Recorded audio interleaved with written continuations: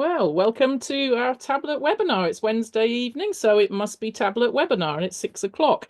Tonight, we're going to be discussing one of your topics. One of the feedback forms suggested we talk about IVF, surrogacy, and the Catholic Church. It's not a topic that I know an awful lot about, so I'm really interested to hear, but we've got the best speakers we could possibly get to talk to us about this. Maggie Fergusson, who's a deputy editor of the Tablet, will be hosting us for this event. And as always, if you've got any questions, just pop them in the chat box and I'll feed them into the conversation. Without further ado, I shall hand over to Maggie. Good evening to you, Maggie. It's really lovely to see you. Lovely to see you and lovely to see all our speakers. This is going to be really, really fascinating. So let's introduce our speakers straight off. Professor David Jones is the director of the Anscombe Bioethics Centre, a fellow at Blackfriars Hall, Oxford, courtesy of whom we have a picture of him on. Well, you don't need to see a picture of him; you can see him on your screen. He's professor of bioethics at St Mary's University, Twickenham, and vice chair of the Ministry of Defence Research Ethics Committee. So lots of ethics. Dr. Pia Matthews is a senior lecturer at St Mary's University, Twickenham, and a lecturer at Allen Hall Seminary in Chelsea. And she currently teaches on the MA Bioethics and Medical Law programme and on the FD Healthcare Practitioners Ethics, Theology and Care at St Mary's and in Marriage and Family Life at Allen Hall. In 2015, she was appointed an expert to the 14th Ordinary General Assembly Synod of the Bishops by Pope Francis. And in our little chat ahead of the event starting, we have realised that she is an amazing expert on family life, as she has 8 children born in 12 years without any twins. So that's pretty extraordinary. So that makes me an expert at all. Well, I don't know what that makes you, but it's pretty striking. So the Reverend Dr. Danielle Tumminio Hansen is a writer, intellectual, practical theologian, and Episcopal priest whose expertise is in the intersection of spirituality and cultural life. And she's currently a professor in practical and pastoral theology at Emory University in Atlanta, Georgia. So she's joining us from there. So thank you very much, Danielle. Is it right just to call you Danielle? Yes, absolutely. Yeah. So our speakers are going to kick off by speaking for about 10 minutes each about their own particular interest in this field. And we are going to start with Professor David Jones. So I'll hand straight over to you. Thank you. Thank you very much. One thing is dated from my CV. I'm no longer at the Ministry of Defence Research Ethics Committee. I was on it for 15 years, but this year I've just left it, and I'm still missing it. But that's a different set of issues. So we're here to discuss IVF and the Catholic Church. So obviously IVF is a new thing. First child born by in vitro fertilization only 1978. So in terms of the church's teaching, the church's traditional teaching, it has teaching on all sorts of things, but it wouldn't have had any teaching on this until very recently, because this hasn't existed until very recently. So when it first, when Louise Brown was born, and then there was a lot of discussion, particularly in England, but also in America, about the ethics of IVF. For a long time, you didn't hear anything from the Vatican until 1987, so almost 10 years later, and they brought out a document called Donum Vitae, the gift of life, which the title which has echoes of Humanae Vitae, and I think that's deliberate. Because Humanae Vitae was the 1960s document on contraception. So I think in general, love it or hate it, it's more well known. So people are more. It's more well known that a document was produced under Paul VI on contraception, and the Pope said that contraception was not compatible with the Catholic Church's understanding of the ethics of sex. And one way to think about um, what the Vatican, the Congregation for the Doctrine of the Faith, said in 1987 is that it's kind of contraception on its head. That is to say that what the criticism of contraception was that it was sex without babies, and the criticism of IVF is that it was babies without sex. That is to say that there was an argument that the proper place, the proper way to conceive a child is as the fruit of the one flesh union, the husband and wife become one flesh, and it's this is the basis of the Christian Catholic understanding of marriage, and it's from that union that offspring are born, and that's the proper context in which they should be born. So that was, I think, that was a first and a fundamental step. It wasn't a great surprise to everyone, but it was a surprise to some because it hadn't been stated so clearly before 1987. But as well as this notion that the proper place for conceiving, the proper way to conceive a child is from the consummation of marriage, is that IVF involved other things as well, because the fertilization, the bringing the embryo and the sperm together, happens outside the body, happens in a lab, not actually in a test tube as people think, but in a petri dish, so flat rather than long and thin. But because it happens outside the womb, then other things immediately become possibilities. One of which is that in order to have it in the first place, you had to experiment on embryos. So in order to be able to do this, in order to find out if it worked or not, you had to conceive embryos which were not going to be transferred, but were going to be experimented on. So there'd been long tradition of the church thinking about abortion, of course, but this was the first time to think about that not expelling the child from the womb, as it were, but the child's or the newly conceived human beings alienation from the womb and being destroyed before it was even implanted.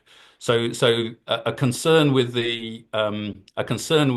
with embryos, and particularly as well as the fact of having to experiment on them to improve the technique, as it were, which is still the case. The typical way that IVF has happened, continues to happen, is to conceive more than just one. So it isn't just a child is conceived in the womb and then in glass, and then is transferred to the womb, but a number of embryos are conceived, and this is for two or three reasons. Firstly, so that you can have some kind of quality assurance. So you can say, oh, this one's a bit funny looking. We won't transfer this one. We'll transfer this one. So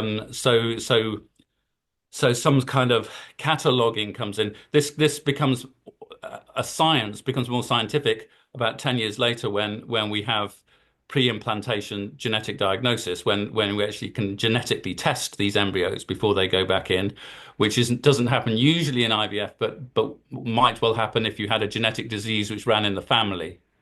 People even who are fertile might choose to have IVF rather than conceive naturally in order to be able to screen out embryos at that point.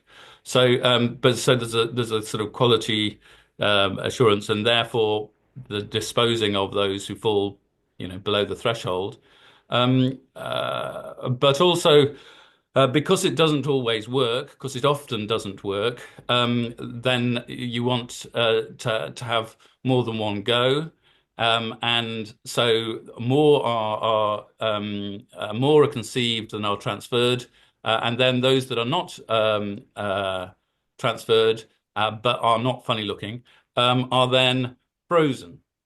And they're frozen so that they can be transferred at a later date. And so you have the creation of a new kind of limbus puerorum, and a new kind of limbo of infants. So you've got all of these, I mean, now, I don't know, tens of thousands, hundreds of thousands of frozen embryos. Because after they might be frozen and then used again, but sometimes it doesn't work out for one reason or another. Sometimes people can't afford another cycle. Sometimes a couple splits up. Sometimes they decide that they've had two children and that's what they want. Sometimes they just move away, and so sometimes these frozen embryos are therefore orphaned, as it were, left.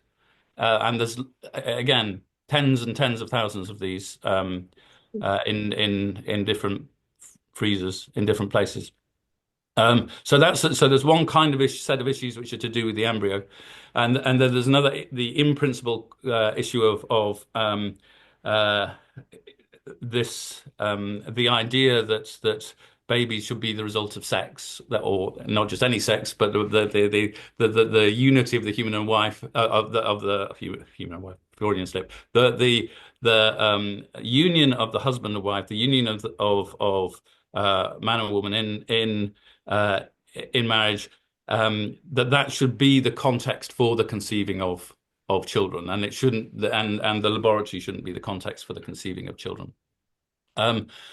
But another thing, as well as and this sort of moves on to our present topic, another thing which IVF makes possible, which wasn't possible before, or most of which wasn't possible before, is that as well as having the sperm from the husband and the ovum from the wife, maybe the problem with difficulty of conceiving is that the husband's sperm are not particularly fertile. So maybe you might have donor sperm, or maybe you might have a donor egg, or maybe you might have a donor egg and a donor sperm. But then maybe the problem is not about the egg or the sperm, but is about the difficulty that the mother has of carrying the child. So maybe you have a donor egg and a donor sperm and a woman who will carry the child, a surrogate mother. And so the possibility of separating in this way, of separating the act of conception from the sexual union, means that you now have other kinds of possibilities of other people being present. And the church was very clear right from the beginning in 1987 that they regarded this as an intrusion into marriage, into the unity of the marriage, that as the child should be conceived from the sexual union, so it should be conceived from the man and the seed of the man and the egg of the woman in the womb of the woman, and to have other kinds of combinations is to start to multiply different kinds of parents. So you then will have your birth parent, who might be different from your genetic parent, who might be different from your commissioning parent. And that this is, according to the document to 1987, this would be unfair to the child, that the child has a right to have a father and a mother who are married, but also that it's conceived naturally, but also that they know who their parents are. You have, of course, children who are adopted, where they're brought up in a family which is not their genetic parents, is not their birth mother. But adoption happens because there has been a problem, and adoption is the solution to a problem. But we don't try to create a problem. So we don't try. So it's wrong somehow to intrude in that way. So from the church teaching point of view, IVF was thought of as basically a series of different kind of issues which took conception and childbearing further and further from the unity of marriage and from children being conceived from their parents who are married to each other. And I think I'll stop there. Thank you. That was absolutely fascinating. So I've scribbled down a huge number of questions. Pia, can we move on to you? So I teach moral theology and bioethics at Allen Hall Seminary in Chelsea, and one of the sort of essential element of what I do is to help the seminarians think about how to accompany people in the very dark walk that they have sometimes in their lives without getting lost and without losing the light. And this accompaniment can't simply be church says no. So instead we reflect on what is church teaching and why does the church teach what it teaches, and what insights does the church bring in really difficult and often very personal situations, in the knowledge that the church doesn't ever abandon people or simply leave people up to their own devices.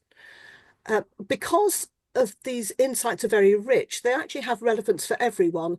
And Catholic or not, I think we can dialogue on some of these points, even when we're talking about with people who don't necessarily share our faith. And IVF and surrogacy for me are particularly interesting because the church is pro-life. You know, babies are good, and yet church teaching doesn't support either of these technologies. Now, we've got to be clear here, first of all, that this is not a comment on any child that is conceived or born through such technologies. And for seminarians and priests, especially when they go into schools, they're going to have in front of them children who have been IVF or donor conceived. And so you have to have a very great sort of pastoral sensitivity here. But church's teaching is very clear that from the person's very beginning to conception, to that person's natural end, the person's got full and infinite dignity. You know, every child is in the image of God. Every child is wanted by God for his or her own sake, regardless of how the child came to be. So that we've got that on the side of the child. On the side of parents, I think it's important to make it clear again from the outset, particularly for the seminarians, that infertility is a real tragedy. It's a very hard cross to bear. And if you want a bit of scripture for that, you might think about Rachel weeping for her children because they are no more. And in particular, those people who've tried IVF and it's failed. So we can't gloss over the real difficulties that people have. And we also need to be pastorally sensitive, I think, about those people in our congregations who feel isolated, maybe even feel excluded, because often our parishes are very family oriented. You know, think about Mother's Day and everybody gets a daffodil. And if you look at your congregation, you'll see who isn't there on that particular day. So we've got to be sensitive to that. So on the one hand, the desire to have your own child, it is natural and it's a very good desire. It's a desire that's rooted in us by God, but parents do not have a right to a child. And this is where the church makes a distinction between children as gifts, if you like, and children as the rights of others or as products. So if we think about children as gifts, we would say that they're not products, they're not made by technology, and they shouldn't be made to satisfy the desire of adults. And that's why we accept children, whatever their condition and their situation. Now, we could argue that God has given human beings the power to create. You know, we have these technologies. And maybe some people would argue that God has delegated this sort of power of creation through technology. And this idea is what Pope John Paul II calls being Promethean people, that whatever can be done should be done. But this forgets that one of the foundations for the church's approach to difficult issues is in fact human dignity. And this is where we can dialogue with other people, because we all have that idea, even if we can't necessarily clearly identify what dignity is. It's something that we can all have a conversation about. So in the recent document on infinite dignity that Pope Francis produced, he speaks of 4 different aspects of human dignity. And these 4 different aspects can be applied to IVF and to surrogacy. So the first aspect is ontological dignity. That is just the dignity that every human being has just by virtue of being human. And ontological dignity, this dignity can never be lost. And because this is a dignity that all human beings have from conception right to their natural end, it's a dignity that all embryos have, all children have, all donors have, all surrogate mothers have, all human beings have, everybody has, no matter their situation, no matter their choices, or even how little they are. And that's why I think in the chat, somebody mentioned, what about embryos who are left over, who are in freezers and waiting to, waiting for a home maybe. And this is why, or one reason why the church is really concerned about putting these human beings with human dignity in that undignified situation that is nearly impossible or near impossible to sort out. It is a double injustice that had been created in the first place, and a second injustice that they have been put in this predicament. So that's ontological dignity that everybody has. And the second aspect that Pope Francis points to is social dignity. So social dignity, that can be eroded by the way in which society disregards human dignity. And this applies in particular on that social level of how we see the embryo today, how we see the embryo and the fetus. You know, they have now got a lesser status of being objects, of being raw material, that they can be experimented on, used for the sake of others, disposed of, and that really attacks human dignity. Also, there are procedures that treat human beings as maybe instruments of other people, or treat them as less of a person, and that's where you could talk about exploitation of surrogates, but also the very fact that the surrogate is almost like an instrument for other people. And that's of great concern. And then there's the natural bonds of the mother and the growing baby, and the family bonds there. And this is where social dignity can be eroded if family life and those family bonds just are treated merely as yet another option among many other options of relationships. The next dignity is moral dignity. So moral dignity is related to our moral choices. So our moral dignity is compromised when we allow ourselves to be used as objects or instruments of other people. When people, embryos, children, surrogates, intended parents, new life simply become part of a contractual obligation with other people. They just become commodities.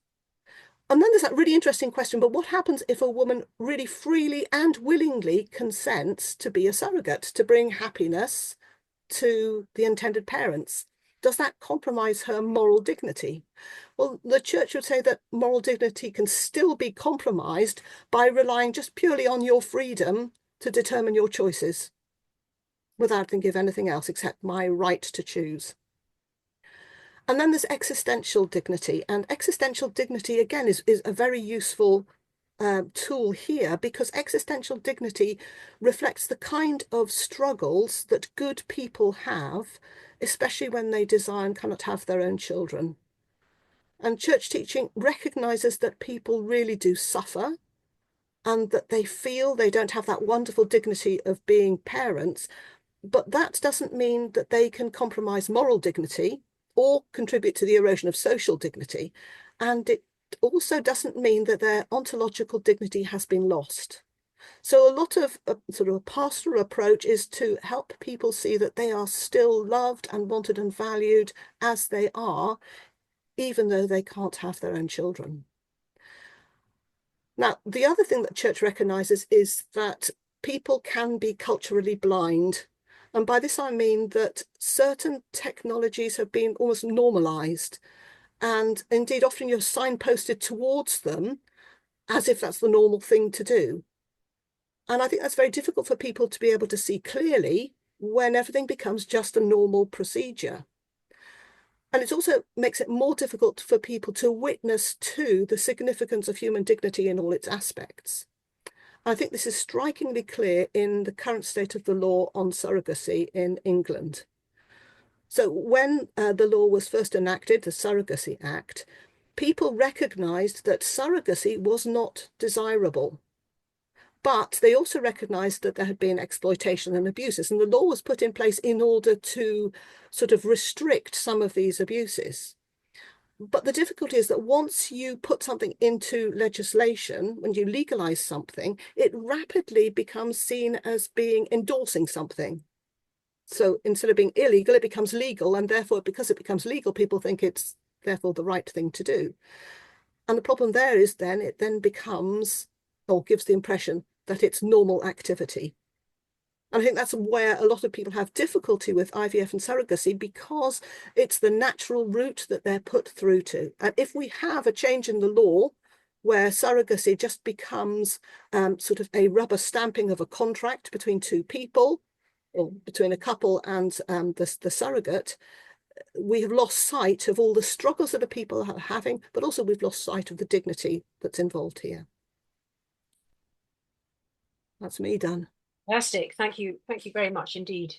Danielle, we come to you, and I think you may have some quite different views. Yeah, no, I'm really grateful to come last. So for some context for those who are on the call, I am an Episcopal priest, so the American version of the Church of England. So I'm not a Catholic. So I'm very familiar with the documents David was discussing and the teachings that Pia is naming, because of all the Christian denominations, the Catholic Church has the most robust literature, and in some ways the most consistent literature on this topic. And so I'm familiar with them, but also, as an Episcopalian, have a slightly different set of commitments and a different way of thinking about this. So I want to walk you through a little bit of what I study, and I want to share a couple of resources with you also from my own work. So I'll get to that at the end. But I primarily research trauma and how traumas cause people to struggle with the meaning that they've made out of their lives. So some of the challenges to existential dignity that Pia was discussing is very prominent in what I look at. And so I actually first came to study surrogacy, not because I was really interested in reproductive issues, but because I was interested in what's become known as reproductive trauma. So the kinds of traumas that people experience when they can't take a pregnancy to term for some reason. So, one of the things I talk about in my work is that very few people, I always hesitate to use absolutes, but I think it might be fair to say no one comes to surrogacy as their first choice. Usually people are coming to this after multiple failed attempts to reproduce in other ways. And this is kind of the last call on their journey. And so people have experienced a lot of reproductive trauma at this point. And I think one of the things that I have really discovered in my work is that reproductive trauma is oftentimes made worse by a number of things. And one of them is the expectation that many of us were raised with, that you will become a parent. And the assumption is that you will become a parent. And the assumption is also that it should be one of the easier things that you do, that you get married and then you have children. And that, that wombs are open, and that conceiving should be easy. And so that roadblock that gets thrown at people, in some ways comes as a shock, because it's not the assumption that they had about how their lives would go. At least in the United States, I don't think we do a very good job of paying attention to that aspect of people's experiences. Here, IVF and surrogacy are very unregulated. And so if you have money to pay for this, you can do it, and very much do it on your own terms. So, if you don't want to meet your egg donor, you don't have to. If you don't want to meet your sperm donor, you don't have to. If you don't want to know who they are, you don't have to. If you never want to tell your child, you don't have to. So I think one of the things I share with Pia in particular, as I was hearing her speak, is that I have serious reservations about objectifying anyone involved in reproduction in that way. It turns people from humans into objects that you can buy and sell. And I find that very problematic, both for surrogates and for children who may be conceived through the procedure. I also think that one of the things we haven't done a very good job of is responding to that trauma and asking people to engage in discernment communally about what is next for them. So I'm really interested in that aspect of reproductive trauma and what brings people to these procedures. I think probably where I differ with traditional Catholic teachings is that I tend to think that that the technology around IVF is morally neutral, and that a lot of it depends on who uses it.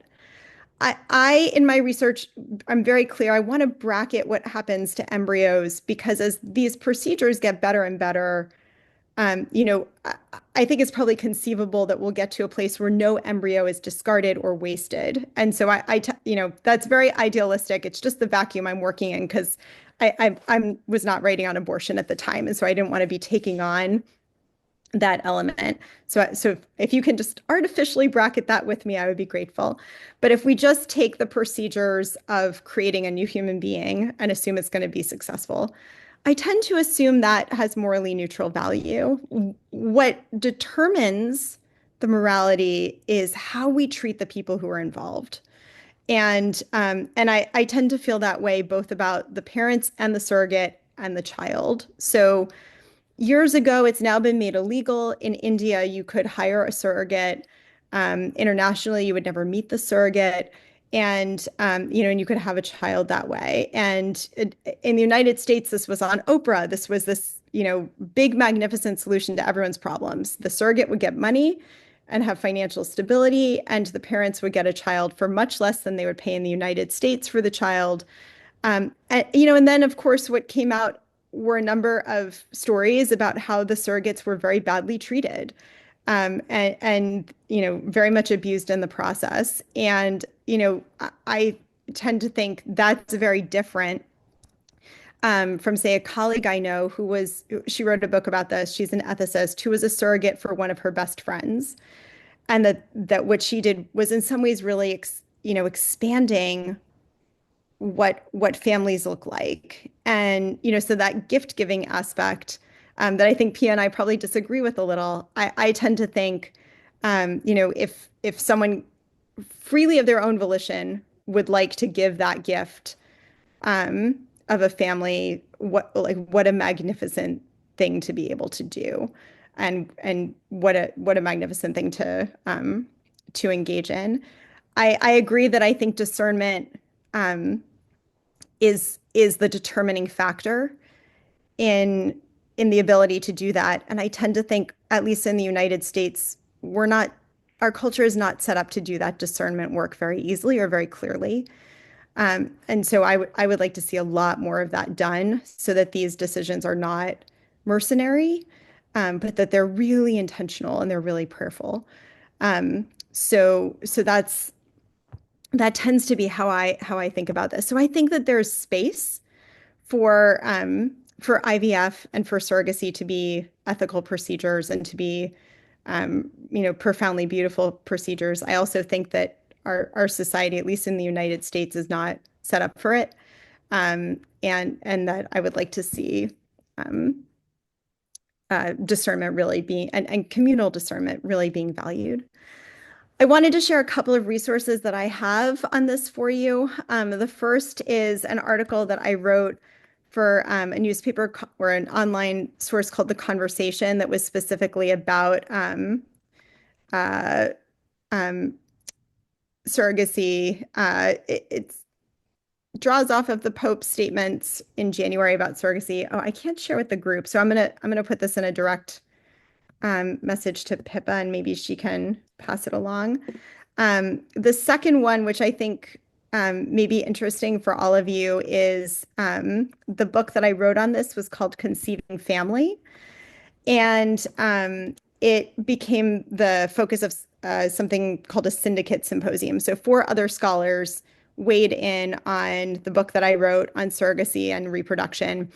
One of them is the ethicist I discussed, who was a surrogate. Another is a Catholic theologian named Susan Reynolds. So you get some really, some very different perspectives on that. And then the final one I wanted to pass around is something that I've been working on to develop resources for how we think about not just reproductive trauma, but trauma and spirituality. So that's where I'm writing about that on a more regular basis. So I hope those are helpful.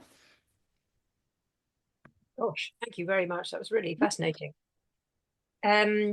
So Pia and David, Danielle has said that surrogacy and IVF can be profoundly beautiful. How do you both respond to that?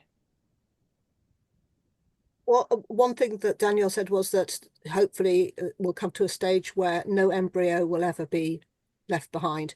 Believe me, that's not going to happen to disabled ones. We have got such attitudinal issues with disability. So you're going to have a little hierarchy yet again. We've already got a hierarchy of embryos. We've got the ones who are really, really wanted, ones who are wanted for experimentation, and then we've got the sort of leftover spare ones that you can give away, and then you've got the doomed to die ones.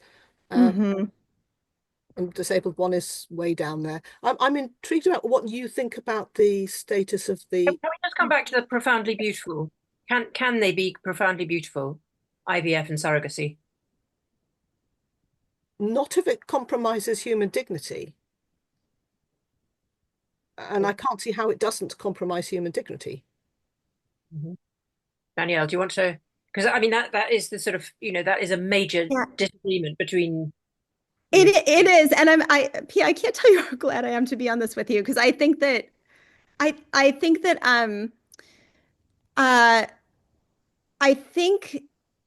think we overlap in some ways and then probably not in others. So, when you say not when it harms human dignity, I'm nodding my head saying yes, absolutely.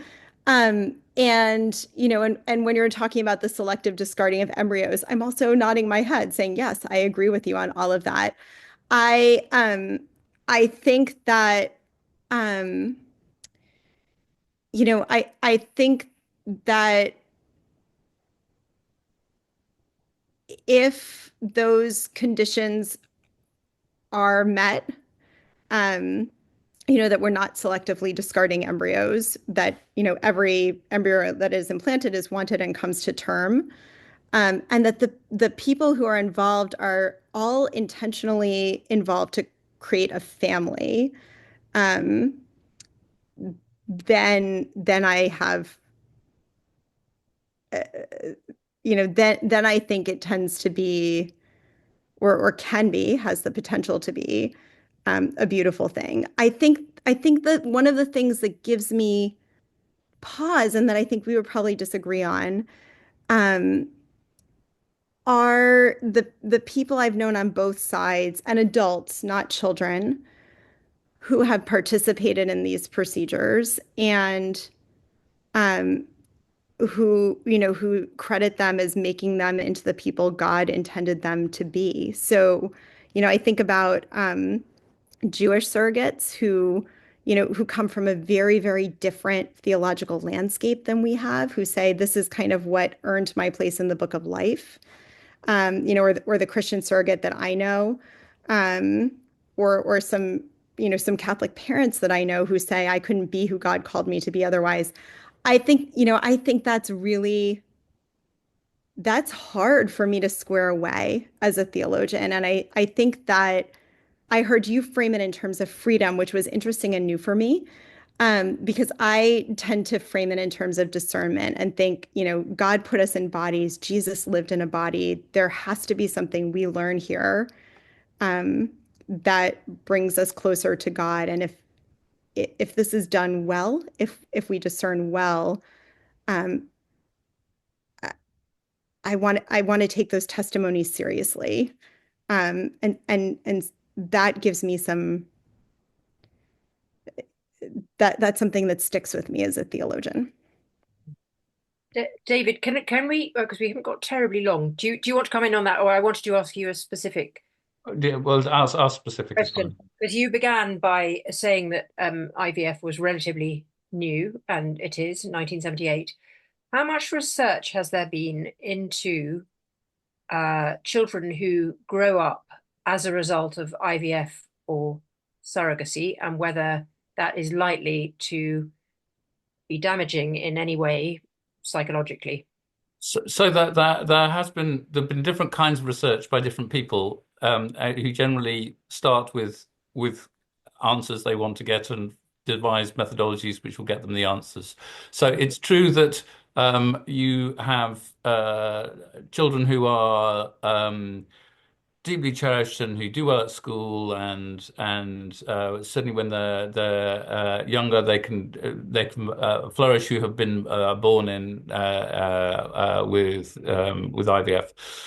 Um, there are also, I mean, lots of things depend on the context. So, for example, I mean, we're talking about surrogacy, but I think in a way more insidious is the use of donor gametes, because surrogacy is blatant. The baby comes out of someone else.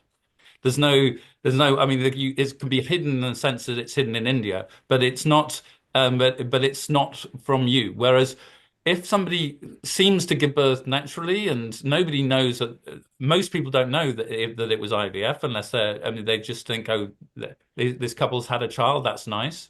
Then if the child is conceived with donor gametes, there's a very it was very common, and it is still relatively common for the parents not to tell the child, because they say, unlike surrogacy or indeed unlike adoption, it's not that there isn't that kind of necessity, and the time doesn't quite happen.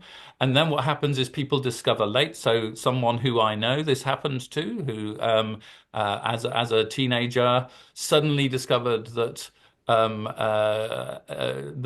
her one of her parents wasn't uh, what she thought, but and that she felt that she'd lied to all this time. That's how she, I mean, I'm expressing her words, but also that not just that one person, but the other people knew. You know, that this wasn't just wasn't like just somebody had an affair, and then this was official, and there are documents and there are things about them, and there were doctors involved, and no one ever told her until she discovered. And there are elements of these kind of technologies which are like this. I think that um, it's important. People often only realize halfway through that there are issues here, and often this is including Catholics, because this is not well known to be a Catholic issue. So it's suddenly, it's often that they've started, and then they come to oh, we've got these frozen embryos. What do we do though? I'm not quite sure. And then you ask the priest, and oh, we shouldn't have done it in the first place. I never knew that. And there's a whole lots of things start unpicking, but somebody suddenly discovering about their genetic parenthood. Suddenly, somebody deciding they were going to be a surrogate and then feeling that they're the mother and they don't want to let go of the child. Somebody uh, having these frozen embryos and they're not quite sure what they think of them, how they should think of them, what they can do with them, and they have this, and they're there now. They're there, and so I think that what has happened over and over again to a lot of people is that they suddenly find themselves trying to make sense of these things. And I think that whatever has happened in the past that have brought people there, it is impossible. It is important to take these things seriously. So to take birth seriously as being one of the things that makes you a mother, and not ever to let go of that. And We need to. I yeah. think we need to keep moving. Pia, I wanted to ask you. Well, any of you may have an answer to this. What is the well, perhaps there isn't an official response, but I mean, what, as a Catholic, as a compassionate Catholic, do you say to somebody who's infertile? So this is where the process of discernment happens, but I think we've got different understanding maybe of discernment here. I don't know, because you have to ask not the question, God, why me? But God, what do you want of me? And that's a long accompaniment where you say, actually, how are you glorifying God by your life in this situation? And it might be by witnessing to the dignity of life, because you're not going to go down a certain route that everybody would push you down. But that's a really hard thing to ask people to do. And that's why you've got to have your eyes on the kingdom as well as the world here and now. But you don't just have one session with somebody and leave them to it. No, It's continually thinking and helping people, and people actually do, well, many people do get reconciled to this. It is also the case that there are alternative forms of fertility treatment, which again don't work for everyone, as IVF doesn't work for everyone, but there are forms of fertility treatment which you have to search out harder for because they're less prevalent, which don't have the issues of IVF. So NAPRO technology it's called. So there are forms of seeking to address fertility which also seek to maintain this, and some people have conceived in this kind of way. It has helped some people to conceive, though some people will try that and it won't work, just as some people will try IVF and it won't work. And if you have questions coming in about frozen embryos, well, I wanted to ask, well, one question is how long can they remain, how long can you keep an embryo for? And if somebody decides that they don't want their frozen embryos, can they give them or even sell them to somebody else? Danielle. My understanding is that they last indefinitely, that if they're frozen properly. Can you and should you, I think, are two different questions. So in the United States, can you give them away or sell them? Yes, you can. Should you, I think, is a very different question. And to the point earlier of things that you should know in advance. I remember a striking conversation with a neighbor where she said, I had no idea that I was going to have, 8 embryos. And I believe life begins at conception. So I now need to use all these embryos, and this was not made clear to me. So I think giving consideration to that before is really important. The other thing that I wanted to jump in on, and I'm sorry, I'm detouring us just a little, but it's quick, is that, the question that you just asked before, Maggie, of what would you say to the person who can't conceive on their own, and Pia's beautiful response about discernment. To be honest, I hope that discernment for every parent, that everyone reaches the point where they could have children and does careful discernment about what God is calling them to be and do in this part of their life. So, I understand that what's generating that question is a moment of profound suffering, but I think we've missed an opportunity to not make that discernment a normal part of being an adult. And I think in some ways it might then normalize the experience of not being able to conceive because it's no longer an assumption. It's something that discernment is something we're all doing. Sorry to detour us. In England, there are rules and both parents have to agree. One of the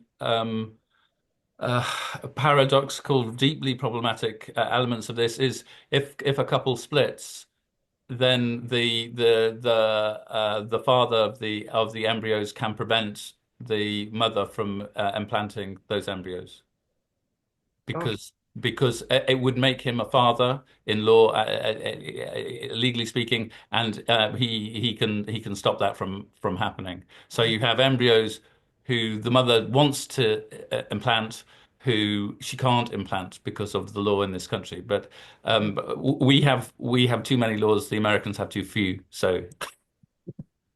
Can I just ask, Pia, perhaps you could answer this. So all these thousands, tens of thousands of embryos in freezers. Sorry if this is a very stupid question, but can you confirm that every single one of them has a soul and will go to heaven? I leave those decisions up to God. Yes, they do have a soul because you're an embodied, you're not a soul plus a body. The soul doesn't drop into the body a bit later on when you get more and more grown up. The soul is the form of the body. So do they get to heaven? There are many mansions in God's house. Interesting. Let me see, there are more. So somebody is asking, I think in fact we may have covered this, but if many normal conceptions are not ethical, i.e., the child is unwanted, are they lesser because not conceived by respecting human dignity? Is that the human being is never lesser in dignity, in ontological dignity? It doesn't matter how it comes to be or what happens. And that's partly a difficulty with the IVF, because it does treat the embryo as somehow lesser, because you can freeze it, you can commodify it and do various things to it. Yeah, yeah. And the same person is asking, what about the fact that Jesus was conceived outside the normal route? I love this question. Not by IVF, I don't think. No, I don't think they're suggesting that, but that there are, a child doesn't have to be born within a consummated marriage. I was hoping to avoid this question because I'm not, there are so many amazing biblical scholars who have done such profound work on these passages from the Bible about Mary and the conception of Jesus. But this does tend to be one place I go to say, God gives us tools, and we have to say yes to them. And Mary said yes. I would not, but also Jesus is not us. Jesus is God and human, and that's a very different. Jesus is different than us in that way, and the conception is, as David said, not IVF. I think it's a very generative place to ask questions from, and I think it's a terrific question to ask. I'd be so curious to hear what David and Pia have to say. So Yeah, in the prologue to John's Gospel, it says of those who conceive not of the will of man, but of God. And I think that there's a notion that both becoming a Christian, so becoming one of Abraham's children by faith, not by not by human generation, is about the gift of grace, but it's also that Jesus is the ultimate gift to us. And so Mary's saying yes is being yes, say, to the ultimate gift. And so the ultimate giving up of human will or technology is the way to achieve what a human being wants to achieve. So I think that this is not a place. I think that this is a place to think of Jesus as the preeminent child as gift, the giftest of gifts, but and not of our plan. That we do make plans in various ways, but this this was also, I think, an unplanned pregnancy. Mm-hmm. Mm-hmm. Yeah. And the very fact that Jesus was an embryo bestows or demonstrates the dignity of the human embryo. Yeah. What we do, we're moving out of time, and I want you to have a chance to ask each other questions if you want to. But what would you say to there will be people watching this, or there would be people watching this who would say that rules about IVF and surrogacy cannot sensibly be made by men?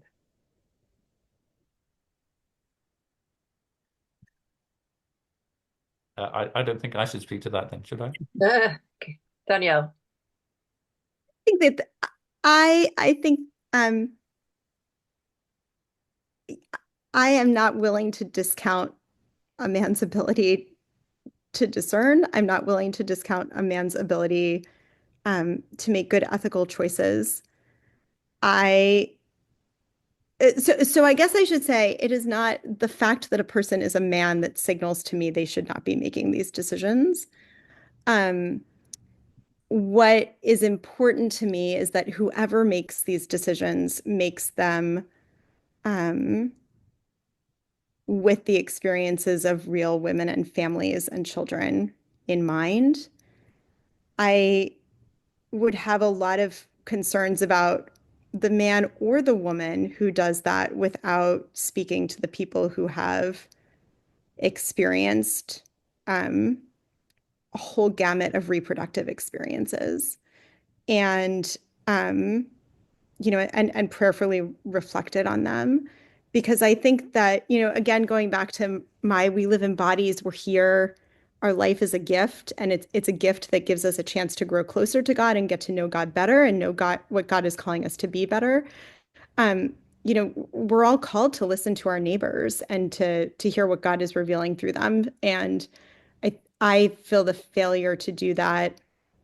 That doesn't mean they're always going to be right, but that ability to listen and be in conversation, I think, is invaluable. So, whoever is making those decisions and making those laws and making those statements has a lot of power. And and my hope is that they're listening, not just to ideas, but to experiences on the ground.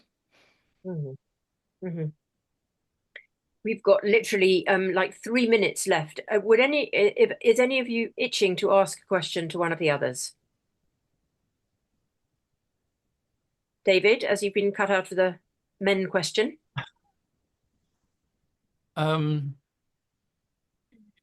Yeah, to Danielle, this is in regard to surrogacy. Mm-hmm.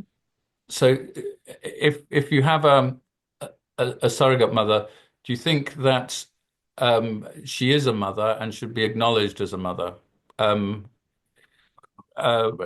Even though families can be complicated in various ways, and people can have more than one mother in different ways. But do you think that the woman who gives birth should be accounted as a mother? I think that depends on how we define a mother. So if we're defining a mother as someone who has the primary responsibility for raising a child, and who's taking on a specific set of daily responsibilities, then I would say no. If I was defining a mother as someone who has an intimate relationship with another person that is pretty irreplaceable and has to do with their origins and in some ways the root of who they are, then I would say yes. So I think in some ways it depends on how we define that term. Good. Well, I think that it's time for me to hand over to Amanda as we're coming to the end of our hour. Thank you all so much. That's been really, really fascinating. I'm very glad I've never been faced with any of these questions myself, really. I would find it incredibly difficult, but thank you all. Thank you. Well, only on the tablet can we have these conversations on our lovely Wednesday webinars. Thank you so much to Pia, Danielle, and to David, and of course to Maggie for hosting this event. As we move forward now, we've got a whole new series of events coming up. If you want the recording of this event, then we'd be happy to send it out to you. There was a lot to unpack on that. So please do just ask us for that. There's absolutely no problem at all doing that. Coming up, we've got the Advent webinars. So coming up, we've got Advent webinars, which are starting next week. And we will be delighted to see on that sorry, just let me move on to that slide. We've got the Advent series, which with Advent theme, these webinars explore the many different ways in which God comes to us, bringing hope and promise.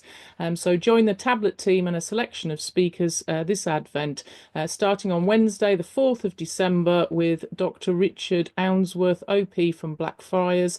Then on the 11th, we talk about On Jordan's Bank with Father David Rock, who's the chaplain from the Oratory School. And then on Wednesday, the 18th, we have Margaret Hebblethwaite, who's the author, journalist and theologian, who'll be talking about Tell Out My Soul, the Greatness of the Lord, Mary and the Coming of God. So we'll look forward to that. Don't forget, we have the carol service coming up on Tuesday, the 17th of December. We've had so many people register for this. I think it's going to be the biggest carol service the tablet has ever put on at Farm Street. So if you're interested, there are still lots of tickets left. Please do. We want to really pack that church out, and we'd be delighted to see as many people there as possible. Don't forget, we've got the tablet online shop, we've got calendars, we've got Christmas cards. These are designed by the tablet designers, and all of the pictures in the tablet calendar are picked by our designers, so they're completely unique. You can't get them anywhere else, so please do have a look at all of the gifts, the calendars, the cards, and everything that we've got in the tablet shop. We have a brand new website as well, so it's all easily accessible, and if you're not a subscriber to the Pastoral Review or the tablet, you can find all you need to know about how to subscribe on www.thetablet.co.uk. Autumn is nearly finishes on the 30th of November, and with that we finish our free digital copy of the tablet. So that's just a way of sending a copy of the tablet to a friend or family, so that they can start having a look and engaging with the tablet community. If you're interested in that, just have a look out for the tablet offer in paper or on the website. And although the fundraising campaign has finished in paper, we are still fundraising. So if you're interested in giving a donation to the tablet to help with our developmental work, then please just go to the tablet.co.uk development fund. Many thanks for that. And again, thank you so much for sharing the time with us. Thank you to our speakers. And on behalf of myself and the tablet team who bring you these tablet webinars, we'd like to just wish you a very good evening. Good night. Thank you.